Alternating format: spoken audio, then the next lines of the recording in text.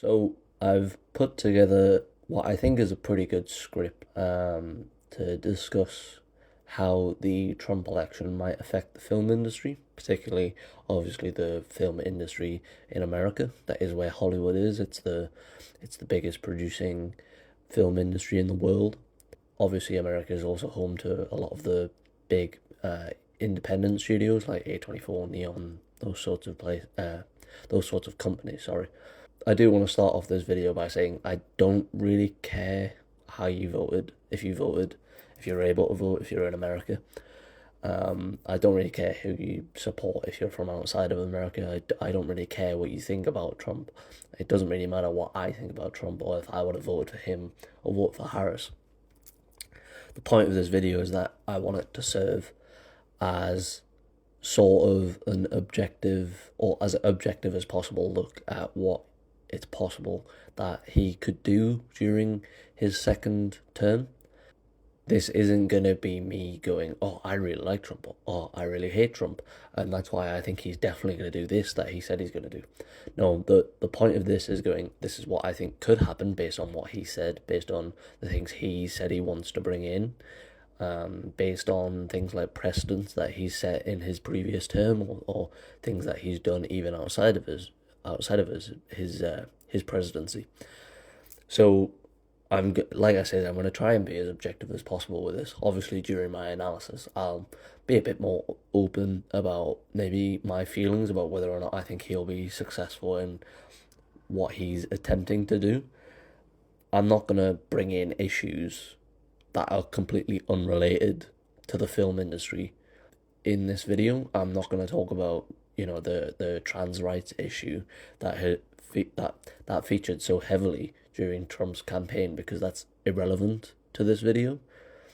There might be transgender figures in the Hollywood industry. There might be stories told in the Hollywood industry about transgender people, but I just don't think that's as relevant of an issue as the four topics that I have chosen. But enough stalling. Let's just get into the script. So the 47th President of the United States has been chosen, to both dismay and celebration. Donald Trump is now both the past and future President of the United States, having previously served as the 45th President before being beaten out in the 2020 presidential race by Democrat and former Vice President Joe Biden. Trump has made plenty of promises during his presidential campaign and has ran on a tagline of, quote, promises made, promises kept, end quote. Promises such as increasing tariffs on foreign goods, ending illegal immigration, ending inflation, and returning the goods manufacturing to American soil. Regardless of what each of us thinks as individuals of the now past and future president, this video will serve as a breakdown of what these promises will mean for the film industry if they are indeed kept. So the four promises that I'm going to delve into in this video, I've put them into individual sections, and then I've prepared a piece of script about what each of these issues Trump has said on these things and what experts and people in his campaign think is possible. So the ones that I've chosen are tariffs, chiefly Chinese, the possibility of a trade war between China and the US and how that could affect manufacturing, cinemas, things like that. Then I've got inflation, I've got illegal immigration, and I've got legal action. I do want to separate the first three from legal action. So tariffs, inflation, illegal immigration, Trump has made specific promises around those things that he said he intends on bringing in. The reason I'm separating legal action from those first three is that legal action, I'm treating it as these are things that Trump and his campaign can personally do to harm the industry based on what he set as precedents. So I'll go into more about what I mean about. I'll go more into what that means in my section on legal action. But essentially, what I will say is he's not promised specific legal action against Hollywood or the filmmaking industry, but I think it's important to discuss legal action because there are things he's done against his political opponents, or what he's perceived as his political opponents in the past, and even in the recent past, where the filmmaking industry is concerned. But let's get into tariffs first and foremost before we get onto legal action. So the first area to break down is Trump's repeated promise of introducing tariffs on foreign goods entering the American market, stopping foreign companies from abusing the American market by selling cheap goods for a cheap profit whilst also protecting American manufacturing. As defined by Merriam-Webster, a tariff is, quote, a schedule of duties imposed by a government on imported, or in some countries exported, goods, end quote. In layman terms, a company must pay an added fee when its product enters a foreign market. When this good reaches the market, the consumer must pay an increased fee so that the company can pay off the tariff, without operating at a loss. The example Trump is most bullish on is Chinese goods entering the American market, which he has stated could face up to a 60% tariff. In the case of other countries, he has stated that he will use tariffs that sit between 10% and 20%. In the case of a 60% tariff, this would almost certainly trigger a trade war with China, a state of conflict between two countries that begin to increase tariffs against each other to the point that it becomes untenable to import goods, forcing each country to enter an autarky, or a state of self-sufficiency. Given that these tariffs will be hugely costly for the American consumer, it is unlikely that this specific tariff will be introduced. And instead, Trump is using this as a scare tactic against Chinese exporters. Tariffs are ultimately part of a wider plan by the incoming Trump administration team to turn America into a global manufacturing powerhouse, bringing it directly into conflict with China, which is currently the biggest manufacturer in the world because of its low labour costs, large workforce, and ability to manufacture cheap goods at an exponential rate.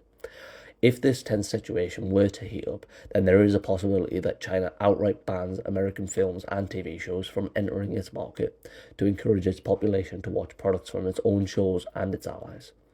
Given how the industry has struggled since the pandemic, access to one of its biggest markets is critical even as popularity among American movies begins to wane in China. For example, in this time of declining popularity, US titles still brought home nearly $800 million from China, and that is without having reached year's end. If tariffs were introduced that either drove up prices in the industry or blocked American access to the Chinese market altogether, it would be detrimental, as it would force Hollywood to find viable alternative markets, but there are very few countries who fill these requirements. And what I mean by requirements, I should be more specific in that and say there are very few countries who have the same sort of population and economy and willingness to go and see American movies the way China has. There are very few countries, if it mainly is, I think actually it's just China and India who have populations past 1 billion people. So if you're not able to access the Indian market, then you're basically fucked, and you're going to have to make it up in smaller markets, which means most likely smaller margins. The effects on the manufacturing side of these tariffs is also a different beast entirely to the Chinese box office questions. Production of goods such as steel, technology like display screens, broadcasting equipment, etc. These cost increases could affect cinema ticket prices, which are already considered expensive, and the cinema industry already struggling. So, before we get into the whole America-China possibility of a tariff war and how that would affect the film industry, I think it's probably important to focus on both where I am in this sort of situation, because I will not actually see an increase in cinema ticket prices from this or these incoming tariffs, because I'm not located in the US, I'm located in Britain, which you can probably tell from my accent. So I do think that the UK will probably be exempt, at least mostly exempt from tariffs, because Trump heavily favours Britain, even over the EU. He favours Britain. He views Britain as Britain and the US as having this special relationship. And so I don't think this will exempt me specifically, so I am coming at this topic as an outsider. And obviously, I'm coming at this as an outsider overall because the majority of stuff that Trump ends up doing is probably not going to affect me, or it's at least not going to affect my day to day life.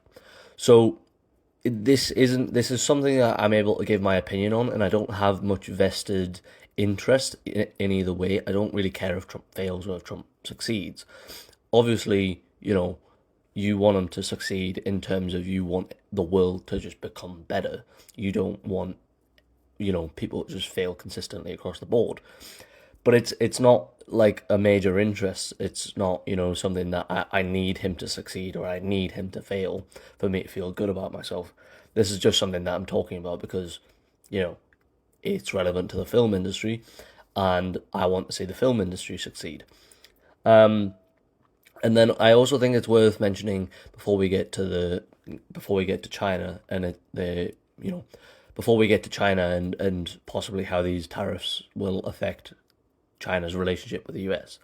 I think it's important to talk about Latin America and how this could affect America's relationship with the southern Americas, so pretty much everything, maybe even Mexico you would include as well, and then everything below Mexico. So, Cuba, Venezuela, Honduras, Uruguay, Paraguay, Guatemala, all these sorts of places. I think it's important to consider these because the States has always considered Latin America and Central America as its own backyard. I don't know how many people who are listening to this will know, but in the 19th century, President James Monroe came up with a doctrine called the Monroe Doctrine that said anything that occurs in the Western Hemisphere, whether that be Latin America, Central America, or Northern America, America or the US reserved its right to get involved in because it considered it its own backyard. So anything that goes on there is a threat to national security and national interests. So with China expanding its influence into Central and Latin America, I think that it's quite possible that you see an increase in tariffs on Latin America and Central America because of Trump going, well, if you're going to negotiate and play nice with the enemy, then we're not going to play nice with you. And that could, in turn, affect both Hollywood and the United States film industry at large sending its products to Latin America, but that could also affect those Latin American films and TV shows that are coming into the US. Now, that's not a huge market in terms of, you don't have films that are like, let's say 7, 8, 9, 10 films coming out every year that are in, Spanish or Portuguese and that are major box office hits, but you might occasionally have one or two every couple years because there is such a huge Spanish speaking population in America. So I think that's a secondary concern. I don't know if it's a main concern. I would have to look up like the specific numbers of Spanish speaking films and films specifically from Latin America that go to the States and are successful. But that could be something that if you're looking for sort of problems that could arise with these tariffs, that might be one that you think is a possibility, but I think that's not a major concern as of yet because Trump hasn't specifically signaled that he is going to, tariff the shit out of Latin America and Central America.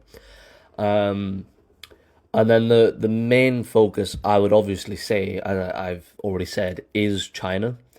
I think it's important to clarify why the Chinese market is so important to American industries. So the reason why people want to sell their goods on the American market is because America, even though it doesn't have the biggest population in the world, those countries are right now it's China and India, and they're the most populated markets. The reason why people want their products in America is because America is the richest market. So, per, individual, so per individual or per capita, the average American, it has more money that it's able to spend on products than the British market or the French market or the Brazilian market or the Chinese market or the Indian market.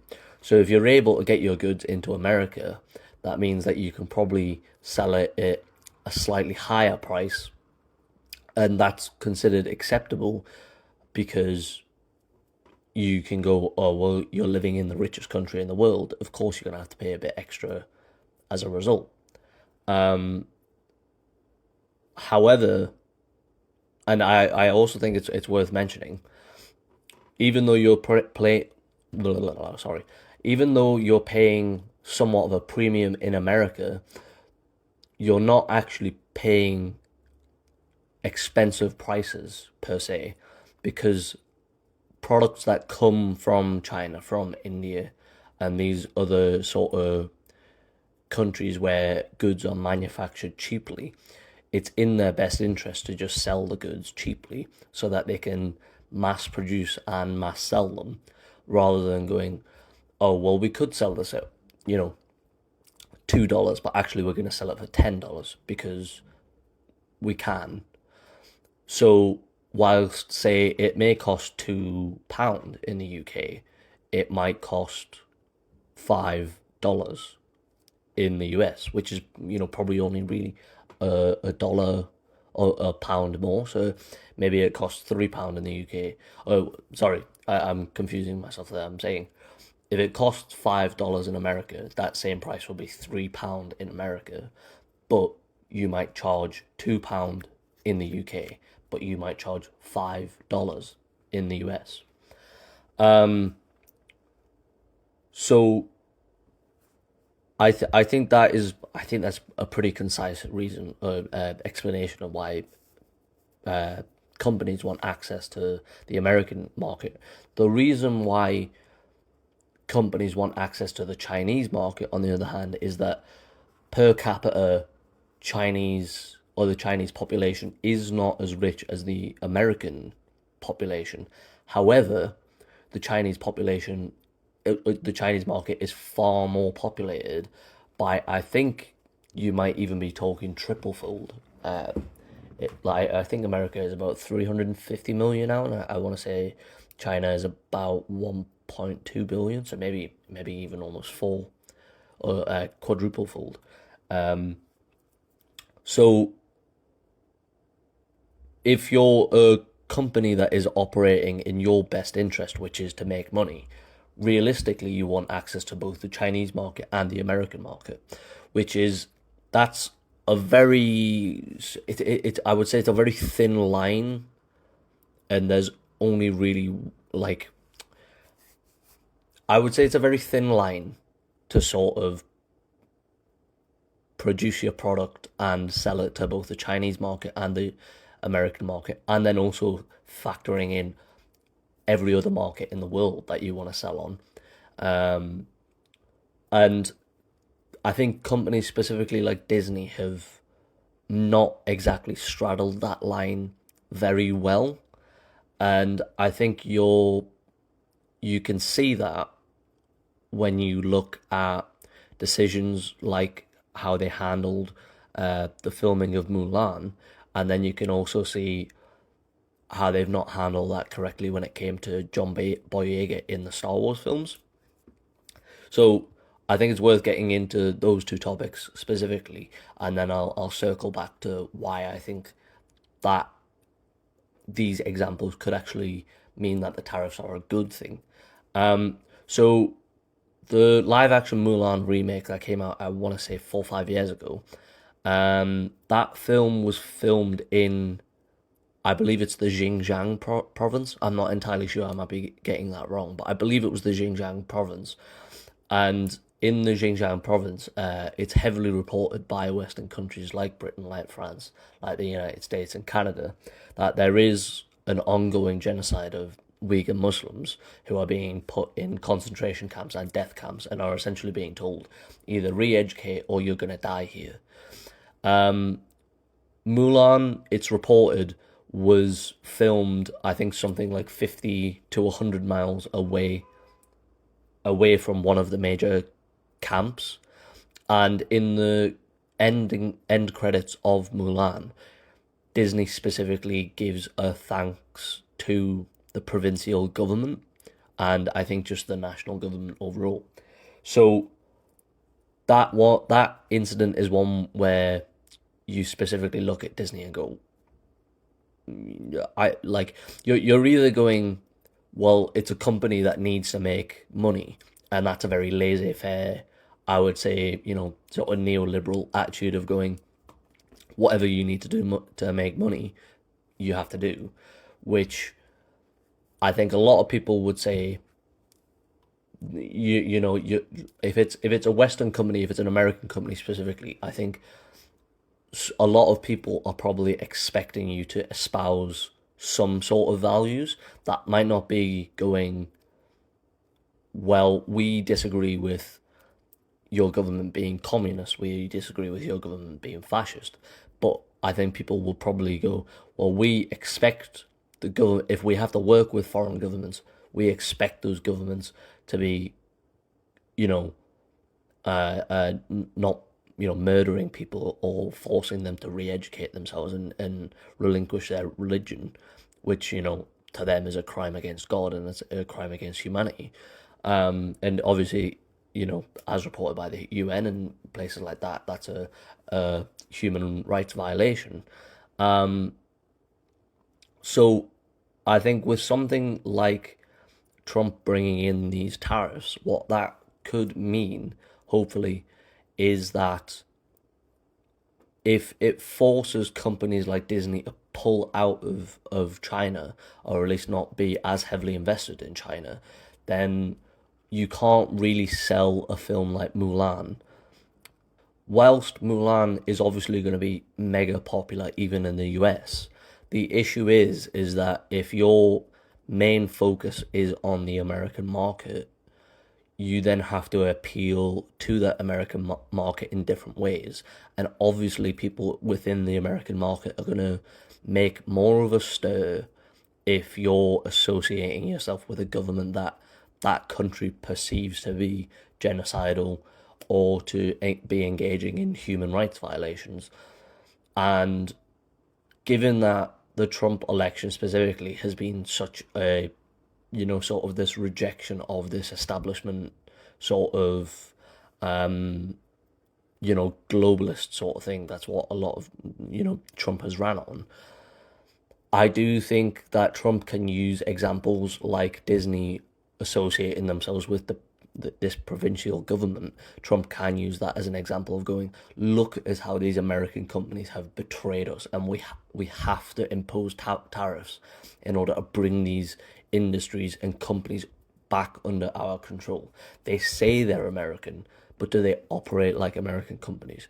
And obviously, if this descends into some McCarthyist sort of tactics where Trump is specifically picking out industry figures, that can go down very differently, and that can obviously end very badly. But I think I'm not gonna pass. I'm not gonna make this like into a big political thing, but there is a question here with these specific incidents, like the Mulan film, and I didn't even explain the John Boyega incident. I'll quickly explain that. Sorry. When John Boyega was filming Star Wars, there's heavy rumors, and he's spoken about this. I think like sort of treaded around the issue somewhat carefully. There's rumors that he was meant to be the main character, and this was essentially changed in the editing process because Disney and Lucasfilms believed that a film focusing on a white woman would market better in China than a film that focused on a black man. And you can see this sort of thing if you look at the American posters, which heavily, put John Boyega at the center versus the Chinese posters that put Daisy Ridley at the center, and put John Boyega off to the side.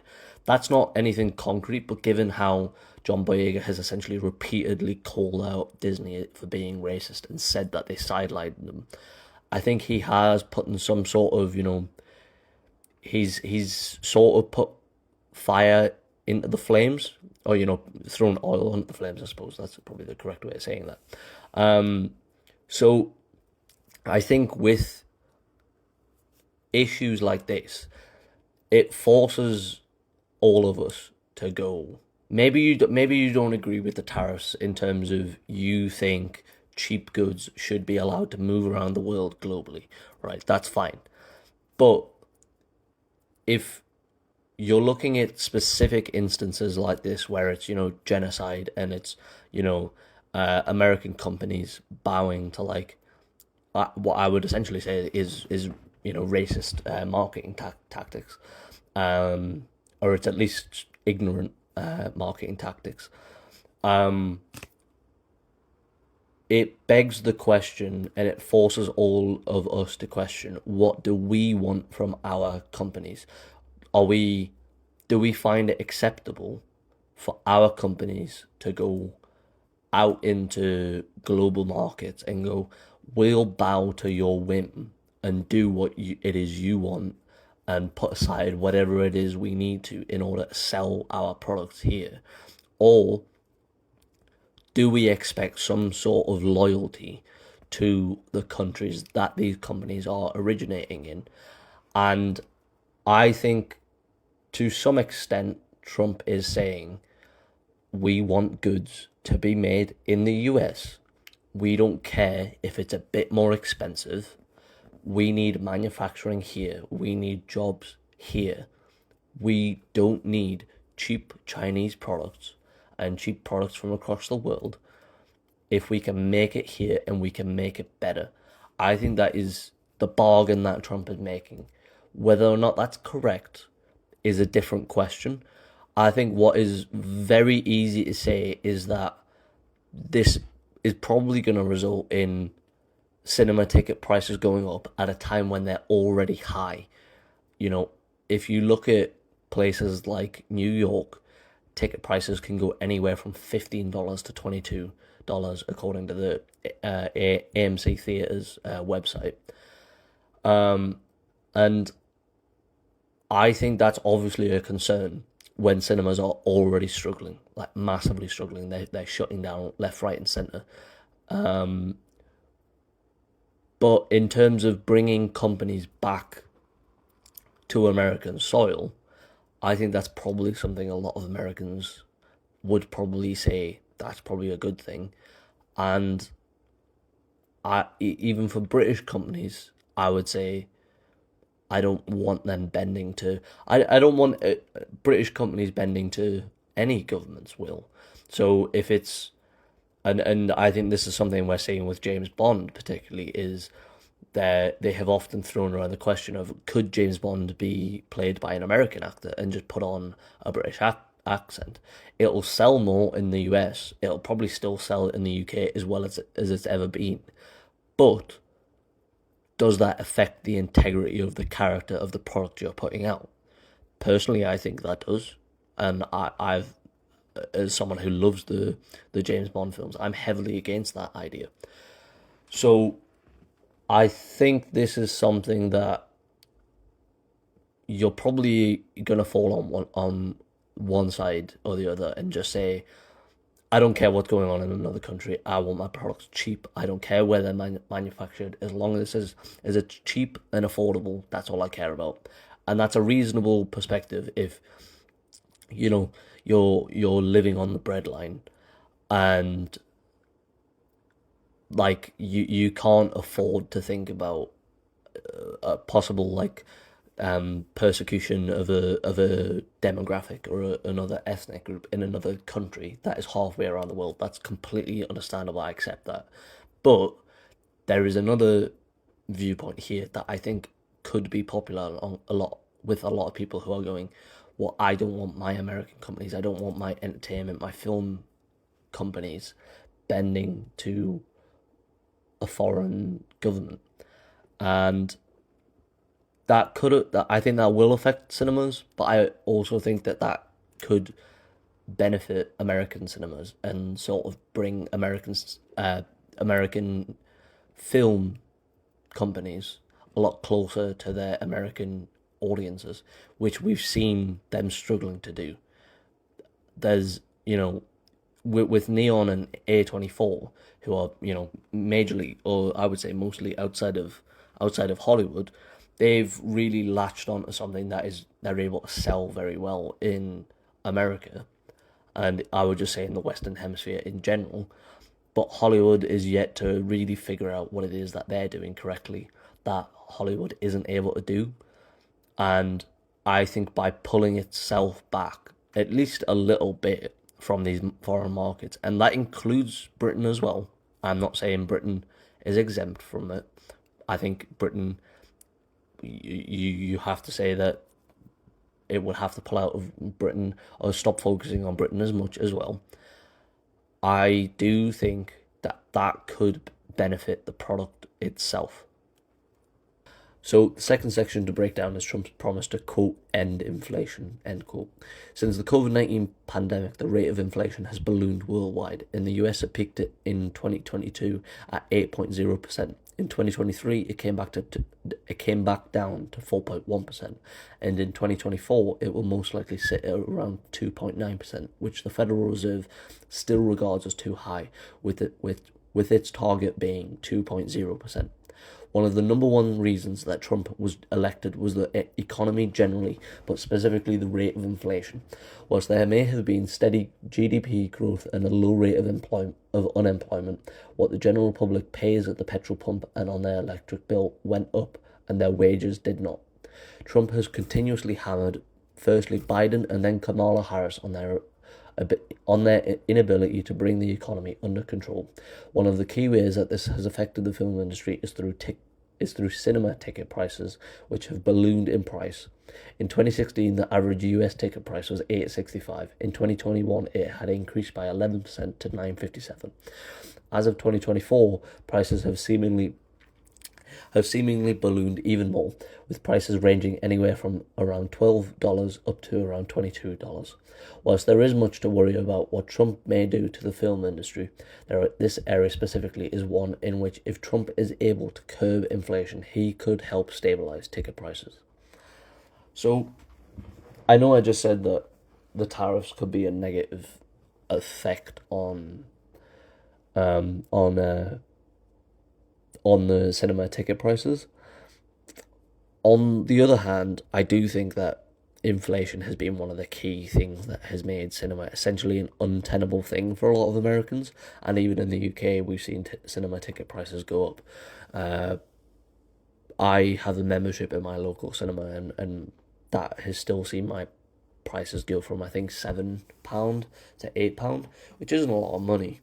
But if you're struggling, if you're suffering from the cost of living crisis, if you're, having to pay increased energy bills, increased rent, all these things, then £8 can be a lot of money. Anything from $12 to $22, that is insane prices to me. I mean, $12 that is kind of standard in the UK. That's probably around £10, so that's still kind of standard. But $22, I think those prices were for New York. So New York, a lot of their cinemas seem to be around $22, $23. That's insane prices. Like, how do you can't go to the cinema on a weekly basis in New York if those are the prices, unless you find like a cheap, sort of discount Tuesdays or anything like that. But if there's a movie that you really want to see on a Friday, you're just like, yeah, gotta wait until Tuesday. Like, that fucking sucks. And, in an industry that essentially judges themselves on what the weekly numbers say, those prices are insane.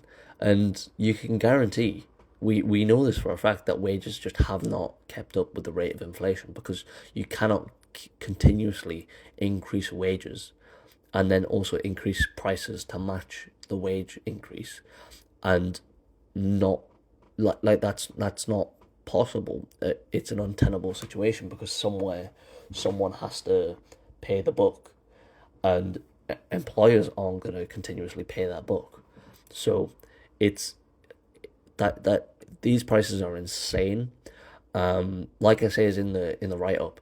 Um, the Federal Reserve wants a target of 2.0%, and it's currently, this year is probably going to end at about 2.8, 2.9, which is essentially one whole percentage point too high. That's a lot better, obviously, than where it was at 8%, but it's not good. The Biden administration and then Kamala Harris as well had continuously talked about the economy is in a good place. Don't trust Trump. He's lying. He's telling you the economy isn't good. That's not true. But what they're talking about is the Wall Street market is doing good. The stock market is doing well. But if you're an average American who is going, hand to mouth, paycheck to paycheck, you don't have stocks. The stock market being good, what the fuck does that do for you? That doesn't mean anything. That's, numbers on a board that are like arbitrary because that doesn't have any material effect on your life. That's not going to increase your wages. That's not going to make prices go down. So this continuous hammering that the Biden administration did and then Kamala Harris did during her election campaign, that's one of the big things that really she suffered from. And I think overall, I think the economy every time is what makes or breaks elections. If you are the Prime Minister here in the UK, or if you're the President there in America, if you have a shit economy, you can almost guarantee that you're not going to make it. You're not going to get a second term. This happened also during the 2020 election, is that it wasn't really... Trump's pandemic response wasn't great, but people think mainly it was the economy because he just wasn't able to get the economy under control. He didn't have great ideas for how to get the economy under control. But with the pandemic, I don't think anyone could have really known what to do in that situation. You have to have a master, genius level economic expert to sort of guide you through that. And I just don't think any country was really prepared for it. The only countries that have really sort of rebounded very well are those like Sweden, where they just didn't impose lockdowns. So it meant their economy didn't suffer greatly, other than what sort of the impact that countries like Britain and America had on their economy.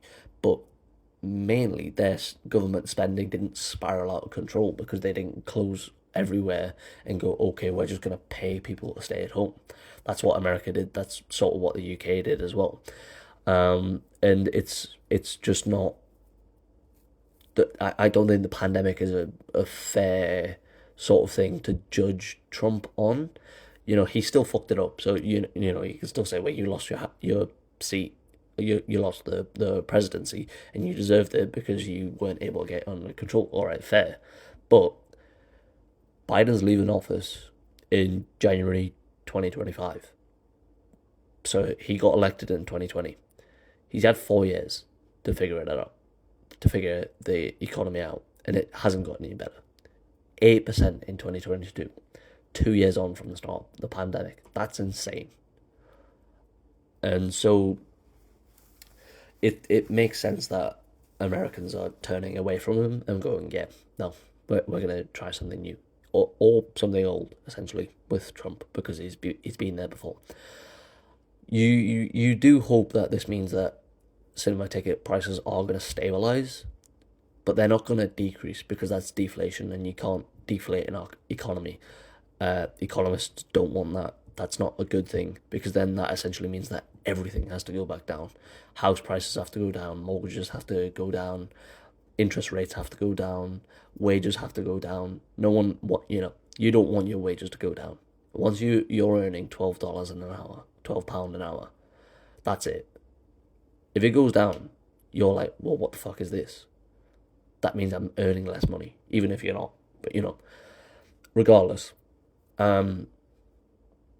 this is an area with inflation where I am looking at it going, okay, hopefully you are able to do this.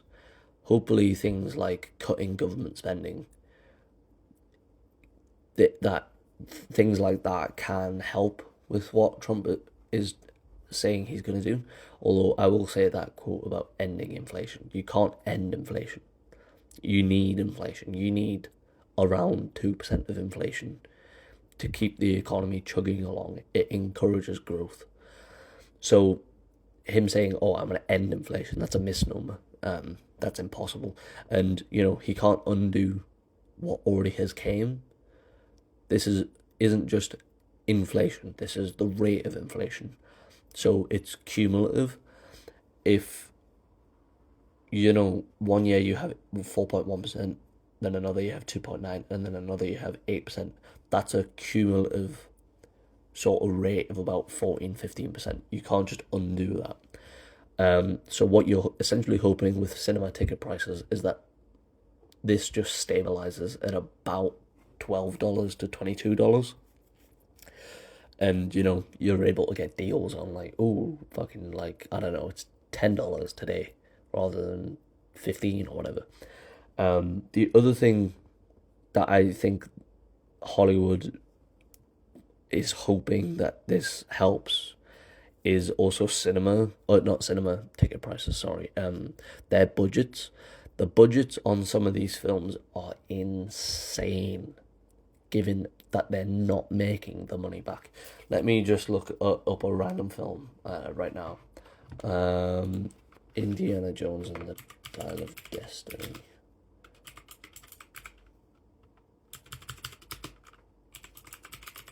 So the budget for Indiana Jones and the Dial of Destiny was 387 million, and that film apparently cost. The film apparently made around 400 million, so it probably just made its money back, but it probably needed closer to 800-900 million to be a success, or to be a box office hit. So with a lot of these movies, you are looking at it and going, how are you expecting this to be a success? Like, I don't think Indiana Jones is relevant enough to make $800 million worldwide. Like personally, I don't have any sort of care for it. It's not a franchise that piques my interest in any sense. So I don't think, and this is obviously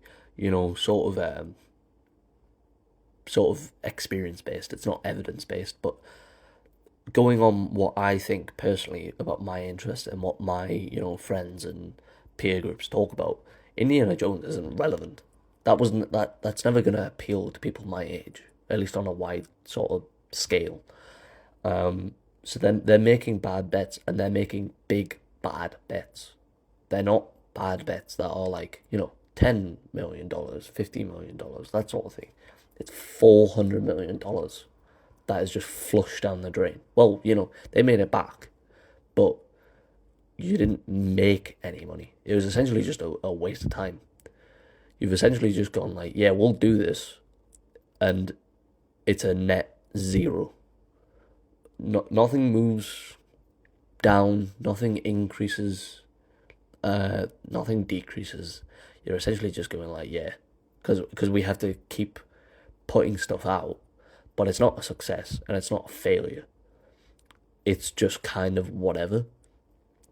So I think with this sort of rate of inflation, what Hollywood is probably hoping for is that if Trump is able to end inflation, or at least stop inflation from being wildly out of control, which it already looks like it's coming down. If you're looking on like the year-on-year decrease, Hollywood is probably hoping to sort of stop this increase in its budgets.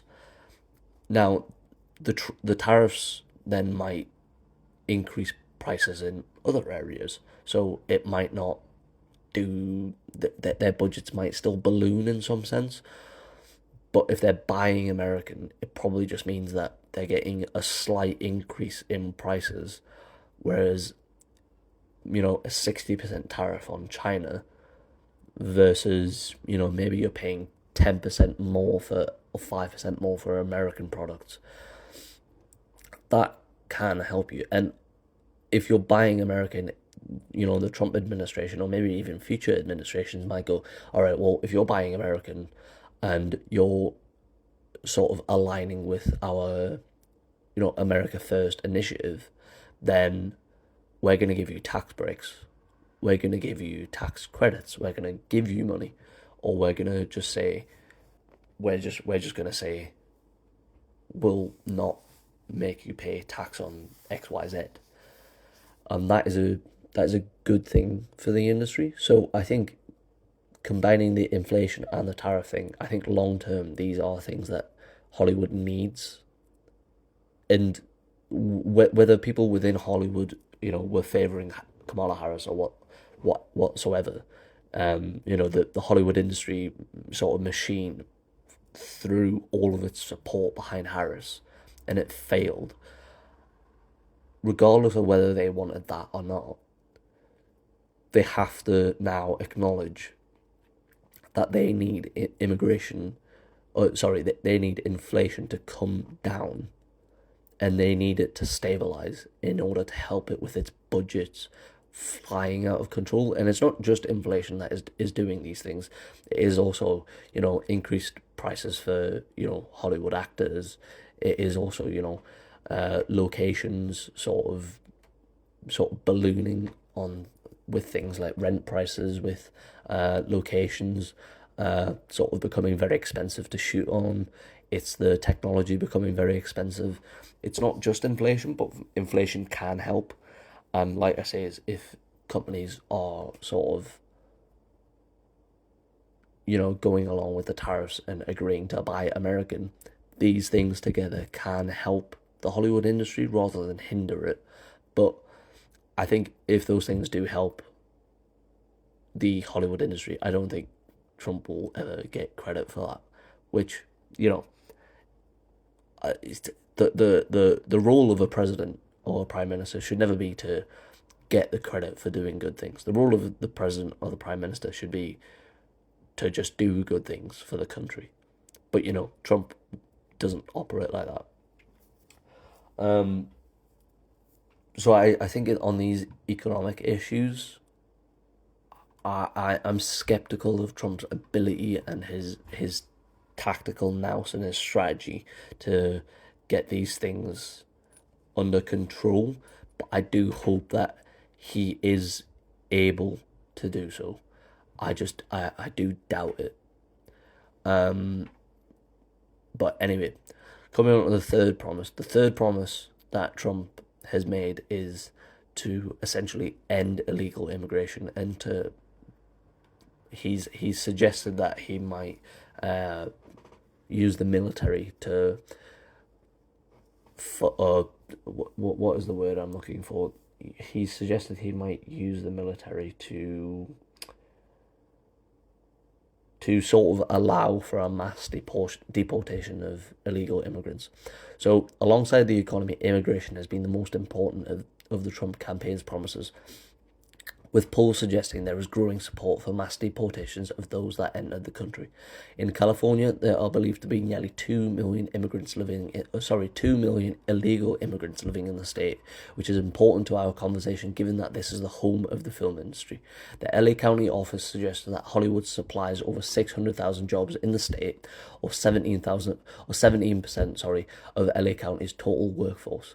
While we can't say for sure, it seems inevitable that at least some sort of proportion of these jobs are occupied by illegal immigrants, especially given that the state of California is classified as a sanctuary state, meaning that they will refuse to cooperate with ICE in regards to detaining and deporting anyone found within the state to not have passports. With all this being said, what does this mean for the relationship between Hollywood and the Trump administration? There is a credible scenario that exists in which the industry could lose a significant amount of their workforce and will have to find quick ways to replace them. And if these are legal immigrants, or citizens, inevitably they will be more expensive. Not to mention, how does this affect what stories the industry will choose to tell? Inevitably, the industry will respond by choosing to tell stories about immigrants, or at the very least, immigrant-coded stories. So I should start this off by saying that during the first Trump presidency, Hollywood did respond with the films it chose to produce and put out there. So some of them I've got listed here that could be seen as a rejection of Trump are Moonlight, which I do love. I think it's a great film, and it is essentially I would say, a rejection of what a lot of, you know, the sort of left wing people think Trump runs on, which is, these racist narratives, these anti-black and anti-brown and anti-LGBTQ narratives, and then there's Roma, which I think director Alfonso Cuarón has specifically said he chose to do in order to highlight Mexican workers and the value of Mexican workers, even though that film takes place in Mexico rather than America, at least from my understanding of it. And then there's Black Klansman, which Spike Lee did, and he chose specifically that he specifically chose, to do that film in order to highlight white nationalism and white supremacy, and it was chosen to do then, as I understand it, because he believed that white nationalism was rearing its head again, and he sort of treated as Spike Lee always does, as this is a historical thing, but also it's relative to now. Don't just look at this as, oh, this is just a film. Look at this as a political message. I think it's inevitable that Hollywood will respond with what stories they choose to tell. It seems inevitable to me. When you have people like Mark Ruffalo speaking at the ACLU about how frightened a lot of people are about, but also how ready they are to sort of protest and get to work and take action against Trump. It seems inevitable, in my opinion, that there will be more movies produced. We're already seeing, as I'm going to talk in the legal section, or the legal action section, about there have already been movies produced directly that are attacks, I would say, rightly or wrongly, on Trump, like The Apprentice, which is essentially a biopic about Trump's life, but it is one that I would say is quite negative from the things I'm hearing about it, again, rightly or wrongly. What is more interesting to me is what Hollywood is going to have to do if Trump is successful in these mass deportations. I don't know whether he will be, but if I am right with the figures that I've found, and that illegal immigrants are taking up at least the low-level jobs in the Hollywood industry, in California specifically, then it'll be interesting to me if Trump is able to remove these people, what Hollywood will then do.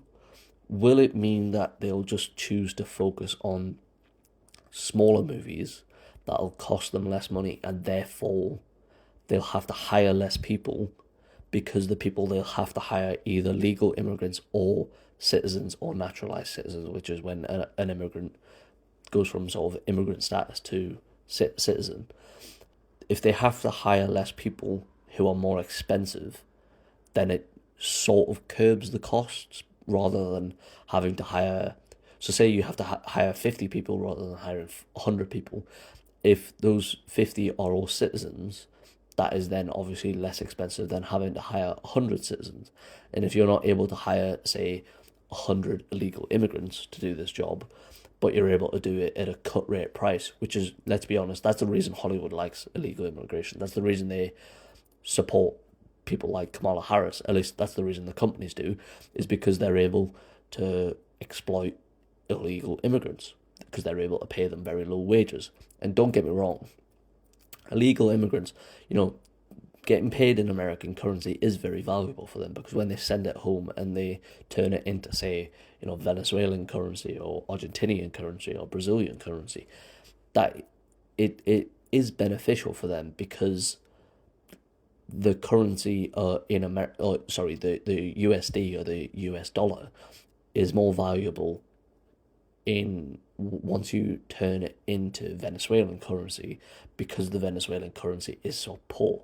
So them getting paid in American dollars is beneficial for them, but they're also not making as much money as their American counterparts or their legal immigrant counterparts.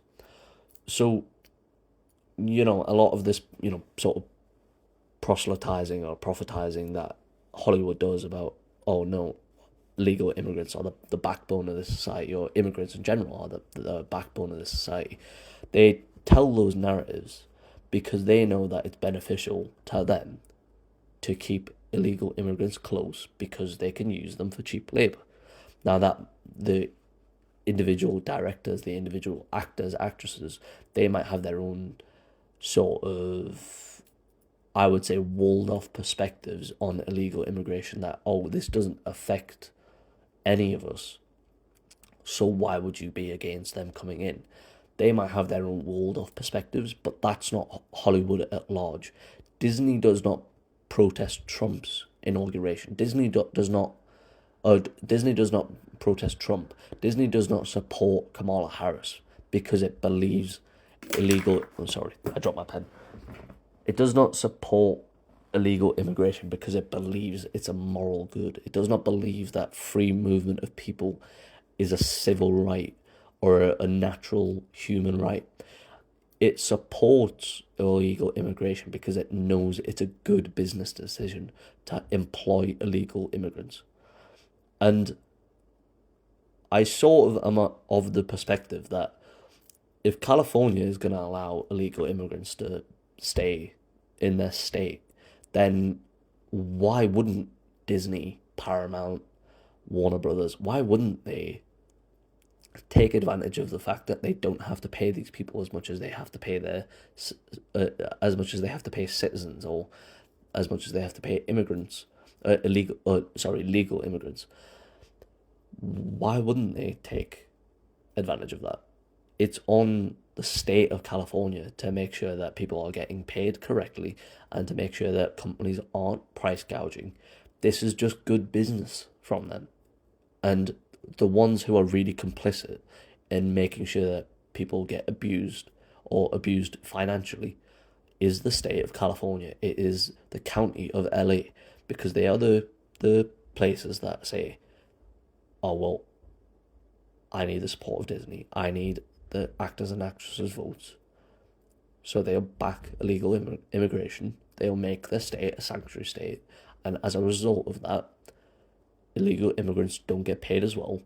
And then citizens and naturalized immigrants don't get paid as much as they could, because illegal immigrants are going, well, I can do the job for £2, whereas you're going to have to pay him £15.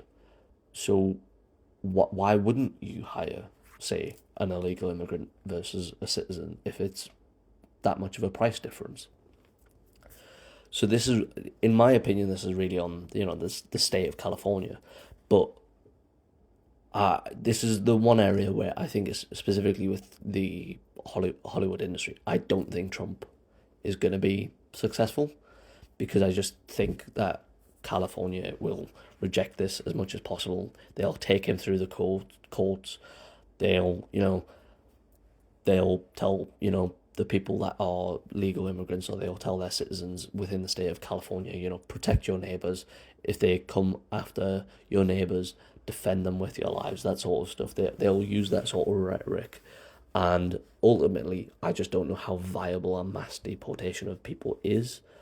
How do you negotiate that with the states or the countries where you're sending them? That seems pretty difficult, in my opinion. But it's not impossible, I suppose. But I wouldn't be confident if you're in support of this. If you're in support of a mass deportation, I wouldn't be confident that he's able to get this through. And then the final topic that I'm gonna discuss before we get out of here. I've been going for 55 minutes. It's a long fucking time to just reach the final section. So the final section, I'll keep it relatively brief, is legal action. So Trump has previously used legal action against those he considers enemies of his political goals. A famous example followed his appointment of Justice Brett Kavanaugh to the Supreme Court, which was met by waves of protesters, believing, correctly so, that the Supreme Court would now overturn Roe v. Wade. In response to the protesters, Trump wanted to use the justice system to stop people from protesting his decision. More recently, Trump's team derided and threatened legal action against the Ali Abbasi directed feature film The Apprentice, about Trump's pre-presidency life, in which the film features Trump raping his first wife, Ivana, using liposuction, plastic surgery, and abusing amphetamines. So, in response to the Hollywood industry throwing its support behind Harris, will Trump respond in kind? Less tax breaks, demands on employee demographics, tariffs, media attacks, supporter boycotts, etc. So, like I said, I'll talk about this relatively briefly because I also think this is the one where Trump hasn't specifically said he's going to do anything. This isn't a promise of his election campaign, and it's also something that I don't think there's much sort of talk about it. But nevertheless, it's something that I think could be possible that he might do. So, in regards to Trump and his team threatening legal action against The Apprentice, in some sense, I do think what he was threatening is that might actually have been fair. I think it's pretty obvious that Trump has probably used liposuction and plastic surgery. I don't know about the amphetamine stuff. That isn't something that I researched, and I'm not too sure about it. But the thing that I will say, I think is most out there, and I haven't seen the film, so I don't know how much of this is accurate. But I think this was something that came from Variety, that they said the film features Trump raping Ivana Trump. In 2015, Ivana Trump came out and said, Donald Trump never raped me. I am friends with Donald Trump still to this day. When I said under oath that Trump raped me, I meant in I think she said, a financial sense, a psychological sense. He never physically raped me. Now, there might be evidence out there against what she's saying. Of course, she said it under oath in a court of law. So if she meant it financially or psychologically, then she should have been more clear about that. And so that's a pretty big thing to go back on. But nevertheless, it's not my place to say that she's lying. If this woman is saying he didn't rape me, I'm telling you that's not true. Unless there's like bona fide proof that she's lying, I have to take her at her word, because this is what it's her life. I can't tell her she's wrong. So in a sense, if the Trump team threatened legal action because of the inclusion of that scene or scenes, I'm not too sure, then I would kind of understand it, because there's a woman here who you're accusing him of raping, and she's telling you directly that's not true. That never happened. I can promise you. And you included it anyways. And I know Ali Abbasi, who I watched his film Holy Spider, which is a sort of a take on an Iranian killer, and I think he's a good director. That film is really good. I really recommend it. But he said that this film, specifically, he made it is sort of a reminder of fascism and sort of an attack on fascism. If that's true, then that makes the inclusion of this scene politically motivated. And I think then that you are bringing it sort of in contention for legal action. And I'm not entirely familiar with the American justice system. I'm not entirely sure how much Trump is going to be able to do, but at least a lawsuit seems possible here if Trump is able to go, listen, here's my wife, my ex-wife. She said in 2015, I didn't rape her. So the inclusion of this scene of me raping her is woefully unfair, and it's a character attack. And the director of the film says that this film is an attack on fascism, and I'm not a fascist, and here's how I can prove it. A lawsuit in that regard seems possible to me, and the fact that Trump, he is he is someone who's open to using the justice system, or at least he says he is. It does seem possible to me that he might go down that route. I'm not entirely sure. I do also think it's interesting to think about whether Trump will use the legal system to go after Hollywood in general, whether he'll accuse them of using illegal immigration and knowingly using illegal immigration to undercut sort of like engaging in price gouging of their workers by using cheaper labour rather than using American labour. It'll be interesting to see if he's able to go down that route. It'll be interesting to see if he uses things like tax breaks or demands on employee demographics to say you have to use American workers at least, say 50% of the time, 40% of the time, or you're not getting tax breaks, things like that. We also have already seen supporter boycotts of things like Bud Light from the American right. So I wouldn't entirely be surprised if Trump, now he's in office, is able to push even more, like, don't go see this film because it's politically motivated. It's politically motivated against me, or it's, fueled by hatred of the right, that sort of thing. I think this topic more than most is just me speculating on things that I think are possible, but it is possible based on, I think it's things that are possible based on what Trump has set as a precedent in previous things, suggesting that they shouldn't allow protesters to protest Brett Kavanaugh's appointment, threatening legal action against this film, The Apprentice. It is things that he said previously. This isn't just me pulling it out of thin air. This is me saying he said things like this before. So will he actually use it, or use things like the legal system now that he's in office? I think that's a possibility. But, I've been going for over an hour now. I didn't intend to go for this long. I've been away for 2-3 weeks. I didn't intend for my first video back to be over an hour. But this is obviously a big topic. I think this is a topic that is very important to the film industry. It'll be interesting to see if these two entities, the Trump administration and Hollywood, are able to work together on things like inflation, on things like bringing American movies back to American soil and making America the biggest market for cinema in the world, or if they just view each other as, nemesis, like each other's nemesis, which I think is probably the most likely scenario. That, in a sense, is also good for the film industry if they're able to, encourage, people who find Trump distasteful to go and see their films because, oh, look, this film is directly against him. But, we're also seeing with things like Marvel a rejection of Hollywood in some sense.